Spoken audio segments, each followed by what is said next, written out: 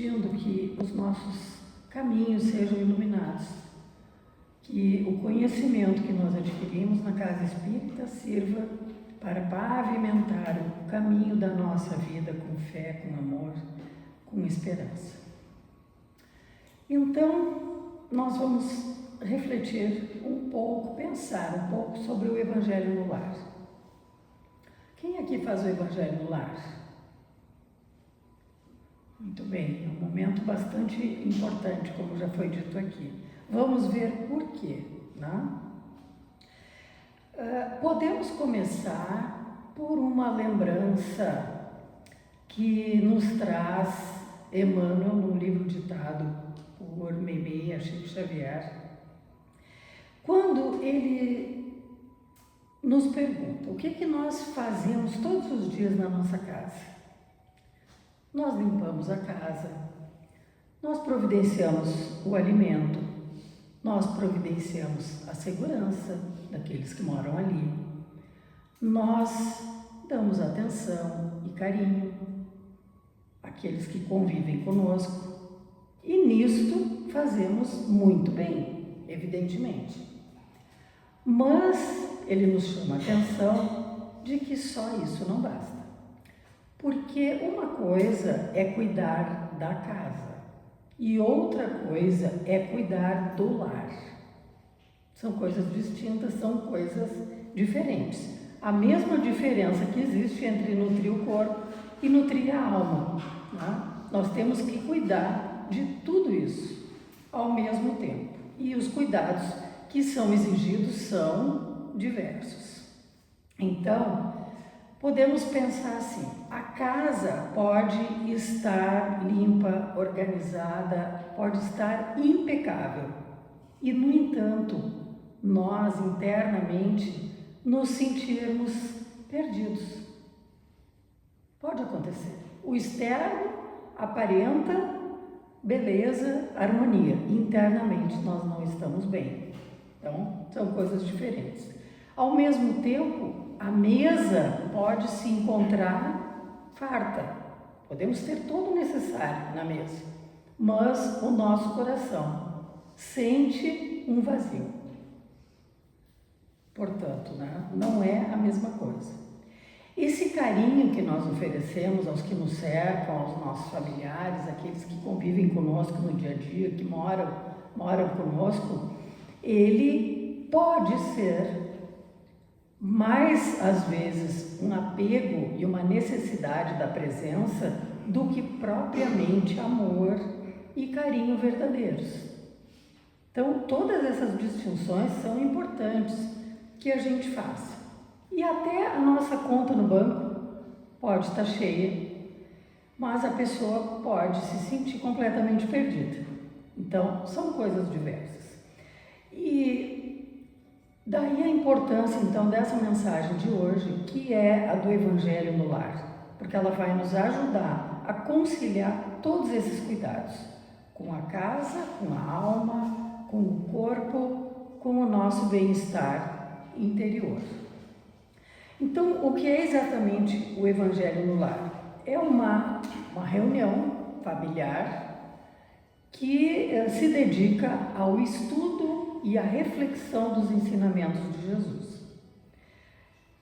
Tudo isso sob a ótica da doutrina espírita, né? Então, é um momento em que a família se reúne para ler e para comentar passagens do Evangelho segundo o Espiritismo e para orar.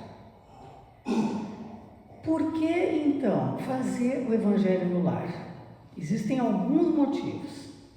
Primeiro deles, nós nos fortalecemos espiritualmente.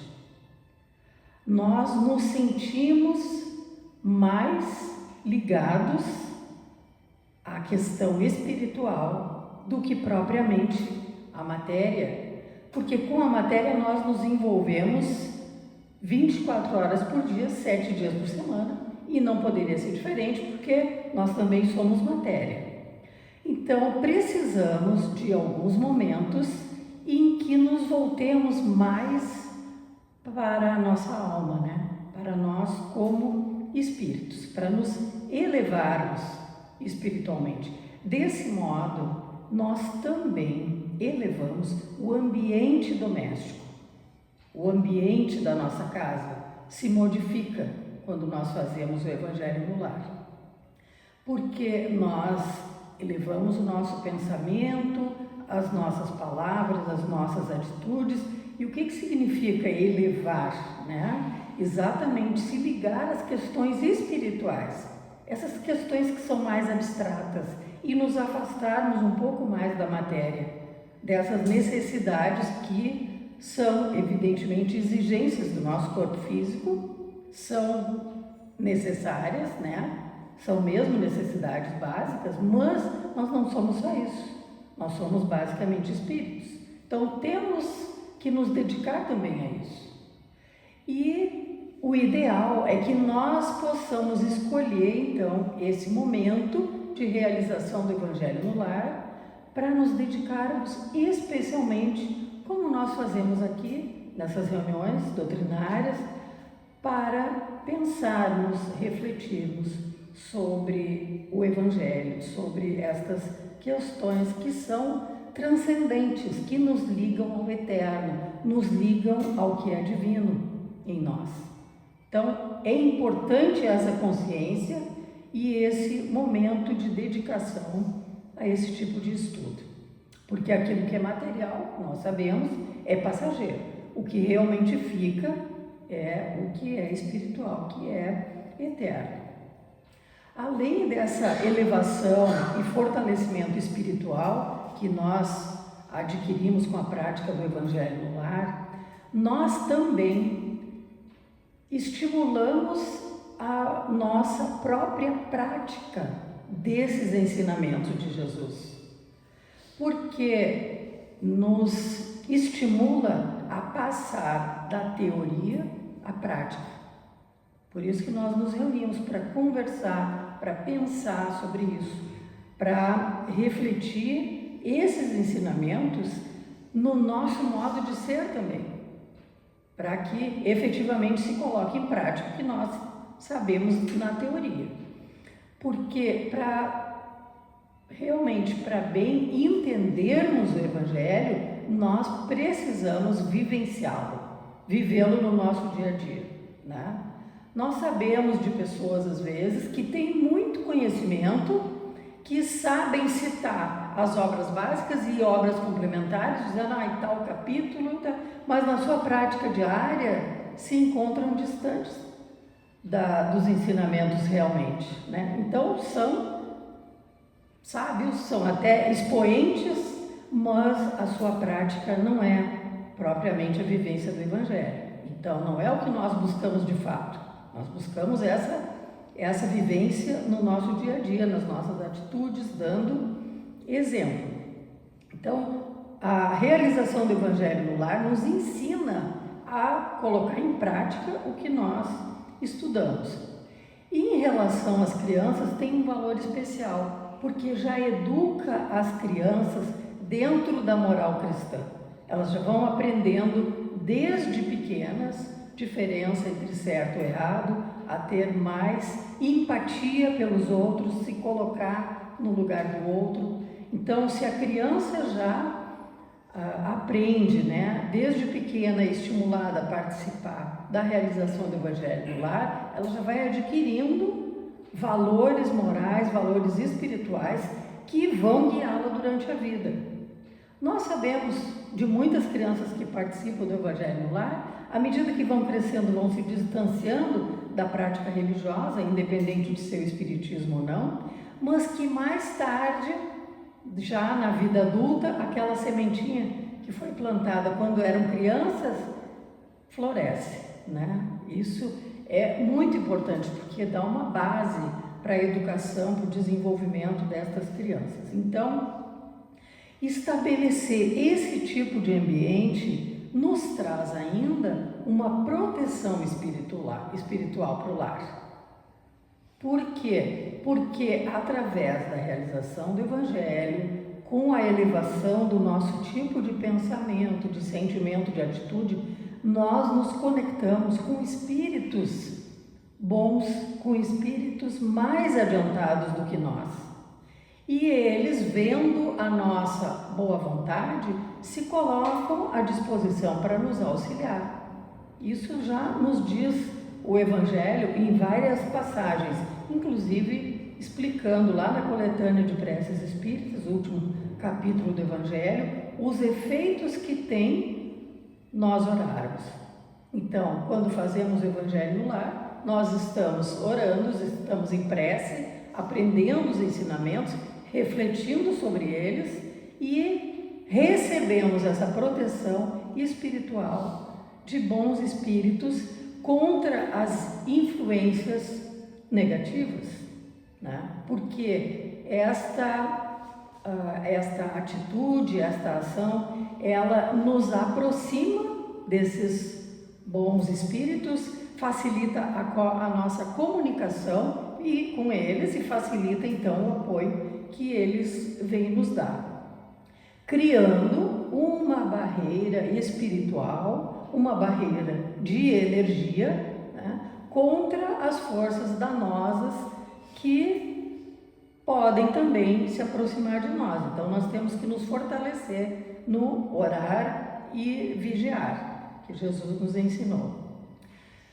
Ao mesmo tempo, esses momentos também fortalecem a união entre os familiares, entre as pessoas daquela família.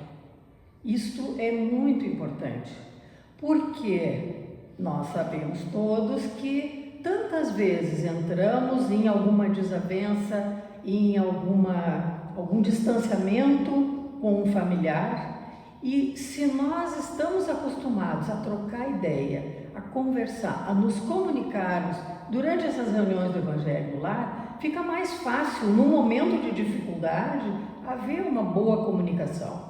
Nós aprendemos a conversar nos bons momentos, fica mais fácil falar, nos comunicarmos nos momentos mais difíceis também, né? Então, isso vai nos auxiliar a promover a harmonia no lar e a paz no lar. Daí a importância dessa reunião em família, que vai nos ajudar a desenvolver uma convivência amorosa, uma convivência fraterna, fortalecendo os vínculos entre essas pessoas, né? Mesmo os vínculos aqui terrenos, quanto os vínculos da nossa família espiritual. E cria, a partir daí, um ambiente de paz, de tranquilidade, de harmonia, favorecendo a solução dos conflitos que se apresentam e que são, evidentemente, normais e comuns, mas nos ajuda a resolver essas nossas dificuldades de uma maneira mais pacífica. Então, quando nós praticamos o Evangelho, não apenas tendo conhecimento teórico, né, com a inteligência, mas praticamos de fato com o coração, nós aprendemos que cada um desses cuidados que nós temos com a nossa casa pode se tornar um cuidado muito maior, a partir do momento em que nós cuidamos mais do nosso espírito, da nossa alma, né, das nossas relações em família. Então, existe um roteiro mais ou menos estabelecido para se realizar o Evangelho no lar. Então, a primeira coisa que é importante nós termos uma rotina, tá? É escolhermos um dia da semana e um horário que fique melhor para todos da família que queiram participar da realização desse Evangelho, né? Porque, às vezes, dentro de uma mesma casa, nós temos quem é espírita e quem não é, quem tem outra religião ou até quem não tem nenhuma. Mas nós temos também aqueles que são simpatizantes da doutrina dentro da nossa casa. Olha, eu não sou espírita, mas acho bastante interessante, né, o que a doutrina ensina. E vai fazer parte, então, deste momento, desta reunião, aqueles que quiserem. Os que moram na casa, sejam familiares, consanguíneos ou não, parentes de sangue ou não, mas que moram junto, né? e que queiram participar. Não se obriga ninguém a fazer o Evangelho no lar, participa quem quer. Pode acontecer de alguém não estar na mesma sala em que a gente está reunido, mas fique no quarto e deixe a porta aberta, até por curiosidade, vamos ver como é que é. E essas pessoas vão sendo cativadas, né? Porque o Evangelho nos traz ensinamentos lindos, ensinamentos que são morais e nos trazem esse código moral da humanidade. Os ensinamentos de Jesus não tratam simplesmente da doutrina espírita, são questões morais, né? Assim, Kardec montou o Evangelho, ele deu prioridade para as questões morais que havia no Novo Testamento, na Bíblia, né? Então, nós devemos combinar um dia e um horário. Não que não possamos mudar eventualmente, né? Mas é importante haver uma rotina. Por quê? Porque nós trabalhamos com a equipe espiritual. Nós temos um combinado com uma equipe espiritual, com espíritos que participam do Evangelho do Lar. Quem lê André Luiz sabe que nos encontros, nas reuniões aqui dos encarnados, participam também muitos espíritos desencarnados. Então, quando nós fazemos o Evangelho no Lar, nós marcamos um encontro com bons espíritos. Nosso pensamento se encontra mais elevado e nós chamamos, né, esses companheiros que se prontificam espontaneamente. Quando eu digo chamamos, é de um modo genérico, né? Nós não chamamos A ou B ou C. São aqueles espíritos que vêm nos auxiliar nessa prática.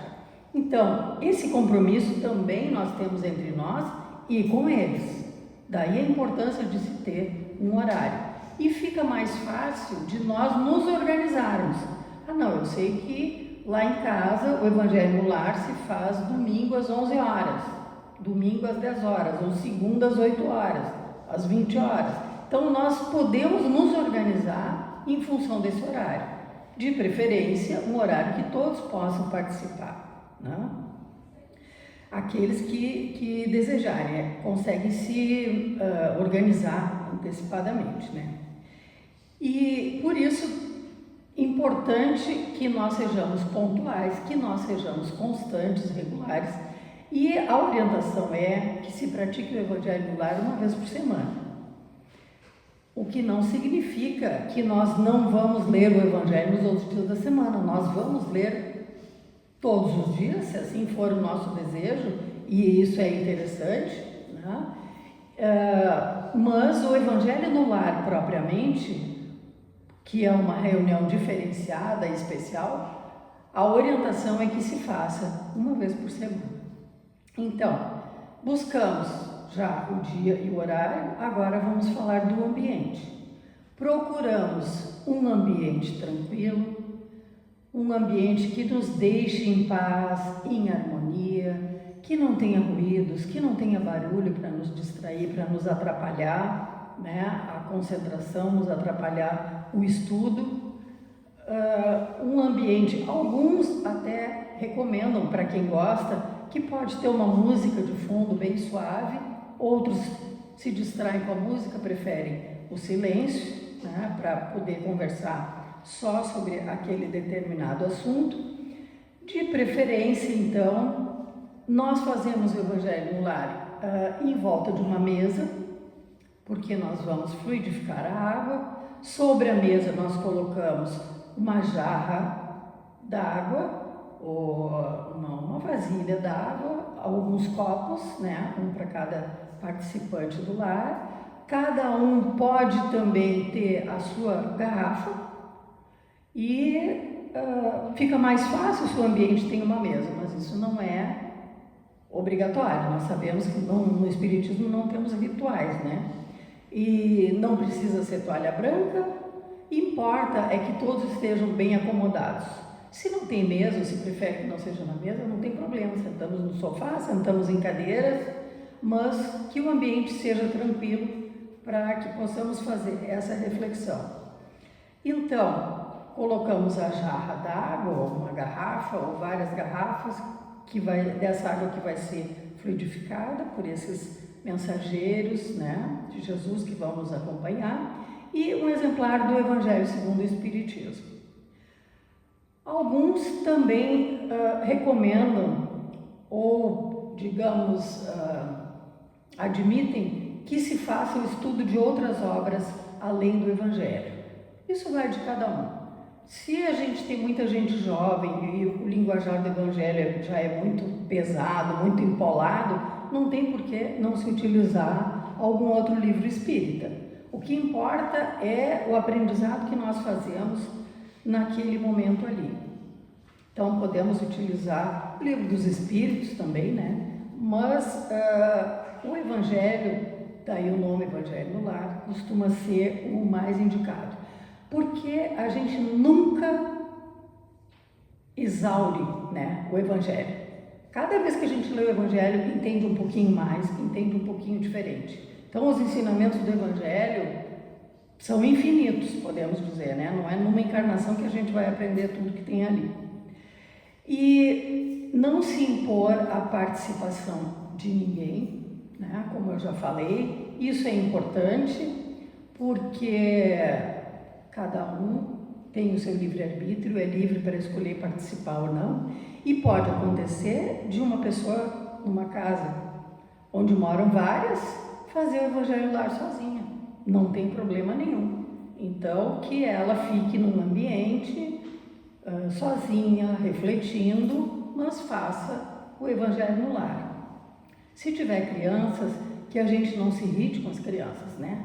Entendendo que elas não conseguem ficar muito tempo quietas ou sentadas ou sem falar. É compreensível isso. Se elas não têm condições de participar naquele momento ali do Evangelho, pode-se dar um brinquedo, orientar elas a fazerem outra atividade e elas, quem sabe, né, ouvindo o que a gente está conversando, vão assimilando também. A gente pensa que as crianças não estão ouvindo e estão entendendo muito mais do que a gente imagina. Se alguém da família, por algum motivo, naquele dia que é o combinado, não puder participar, não tem problema, acontece. Mas a reunião da família acontece do mesmo modo. E essa pessoa pode fazer, no momento em que for dormir, por exemplo, as suas preces, pode fazer a leitura do Evangelho, pode fazer o próprio Evangelho no lar, sozinha em outro momento. Importa é que aquele compromisso ali a gente cumpra conforme está combinado. No momento em que a gente se reúne, então, é importante vibrarmos de uma maneira positiva, né? Pensar em coisas boas, falar coisas boas, evitar naquele momento ali qualquer discussão, qualquer rusga. Aquele não é o momento, não é o ambiente. Então, se incomodou com alguma coisa, deixa passar. Tem outra coisa mais importante para ser feita agora, que é o Evangelho no lar. Então, é importante não quebrar a harmonia ali naquele momento, fazer essas vibrações positivas com pensamentos de amor, pensamentos de cura, de harmonia, vibrando sempre positivamente, tanto pela família, quanto pelos amigos, quanto pela humanidade mesmo, né? Então, esse nosso pensamento vai evoluindo e abarcando, envolvendo cada vez mais pessoas, sempre de uma maneira caridosa, fraterna, bondosa. Então, uma pessoa dirige a reunião. Pode ser sempre a mesma pessoa, às vezes nem todos ficam à vontade para fazer esse papel, né? Mas seria interessante que fosse feito um rodízio. Não, hoje é o fulano que dirige, na outra reunião é a fulana, né? Para esse papel ir se revezando. Então, existem algumas tarefas básicas, mínimas, né? Mas é importante uma coordenação. Então, uma pessoa dirige, da prece todos participam, da leitura um faz a leitura, pode ser o que está coordenando, ou ele pode pedir que alguém faça a leitura, mas todos participam com seus comentários, né, com as suas reflexões. Nós podemos, então, devemos iniciar com uma prece que seja simples, que seja espontânea, nos dirigindo a Deus, a Jesus, aos bons espíritos, pedindo que se juntem a nós. E aí nós escolhemos uma passagem do Evangelho sobre a qual nós vamos pensar, refletir. Existem algumas orientações em relação a isso. Nós podemos abrir o Evangelho aleatoriamente, em qualquer parte, e fazer a leitura de um trecho relativamente pequeno, tá? Ou nós podemos começar lá do início.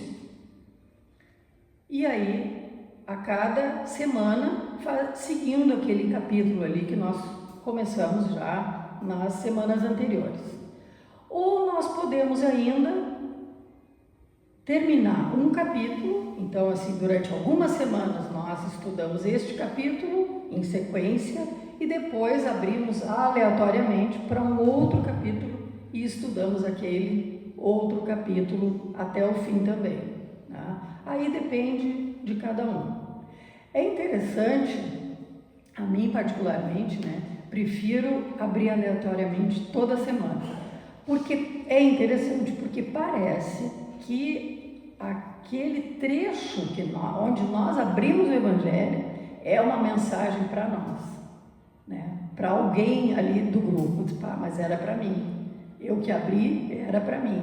Então, cada semana também pode ser uma pessoa a abrir o Evangelho, quem sabe aquela mensagem, né, não está sendo exatamente para ela, ou para outro, claro, né? Mas é interessante esse tipo de se fazer o Evangelho. Depois de ler esse trecho, cada um faz o que desejar, cada um então faz o comentário. E aí os comentários são assim, mas o que esse trecho significa para mim? De que modo eu posso aplicar na minha vida isso que nós lemos agora? O que eu tenho que modificar na minha maneira de agir para me aproximar mais dessa orientação que o Evangelho está me dando? Então, nós buscamos sempre o ensinamento para nós. Não é para apontar, isso aí tem que falar para o fulano, né? Isso aí é a tua cara. Não é assim. O Evangelho nós buscamos para nós aprendermos, não para apontar o dedo para ninguém, não para interessar, né, para alguém. Não é esse momento, não é esse o objetivo. Outra coisa importante, durante a realização do Evangelho no Lar, não permitir a manifestação de espíritos. Pode acontecer, às vezes, de ter um médium, né, ostensivo ali no grupo familiar e algum espírito desejar se manifestar. Esse não é o melhor local. Então, o médium tem que aprender no seu centro espírita, buscar orientação de como fazer para que aquele espírito receba atendimento, mas aquele ali não é o melhor momento nem o melhor local para ele se manifestar. Tá? Então, o tempo também da realização do Evangelho no Lar é muito relativo. Às vezes, com criança pequena, tem que se abreviar, mas se for 10, 15 minutos, é satisfatório. Se, às vezes, o assunto traz mais interesse e mais opiniões e conversações são manifestadas, então a gente pode estender um pouquinho. Não precisa ser mais do que meia hora, mas também nada impede que seja mais tempo do que isso. Depende dos participantes, né? Porque se o número de pessoas que têm um conhecimento mais profundo da doutrina é maior ali no grupo, a conversa às vezes pode se aprofundar. Mas se tem muitos participantes que são simpatizantes, mas têm pouco conhecimento, também nós não vamos nos estender demais, né, a ponto de deixar a pessoa desinteressada de participar das reuniões. E uma outra questão, quando se recebe uma visita inesperada, o Evangelho mesmo assim deve ser feito, porque nós temos aquele combinado com a equipe espiritual. Então, o que nós podemos fazer é combinar com a visita, convidar que ela participe, né, e fazer o evangelho ali do mesmo modo. Claro, para evitar esse tipo de coisa, quem sabe que vai receber visita às 8 da noite de sábado, por exemplo, dê preferência para um outro horário, não escolha o horário do evangelho justamente no momento em que está acostumado a receber visita. E é interessante porque muitas famílias relatam que quando começam a praticar o evangelho no lar, o ambiente em casa se modifica, fica mais leve, existe uma maior facilidade de comunicação entre as pessoas, tudo fica mais simples e mais afetuoso mesmo, e o próprio bem-estar de cada um é maior. Então, as pessoas relatam que efetivamente sentem esse bem-estar. Então, basicamente, em relação à rotina que nós temos para realizar o Evangelho, é isso aqui. Podemos dizer, então, para nós encerrarmos as nossas reflexões sobre o Evangelho no lar, encerrarmos com uma pequena prece, pedindo que a luz do Evangelho, a luz que o Evangelho nos oferece, ilumine a nossa casa, que ilumine a nossa mesa, o nosso quarto, a nossa cozinha, a nossa sala de estar, que essa luz mude a forma como nós falamos, como nós ouvimos, como nós amamos. Porque um lar com Cristo no coração não precisa ser um lar perfeito, precisa ser um lar verdadeiro.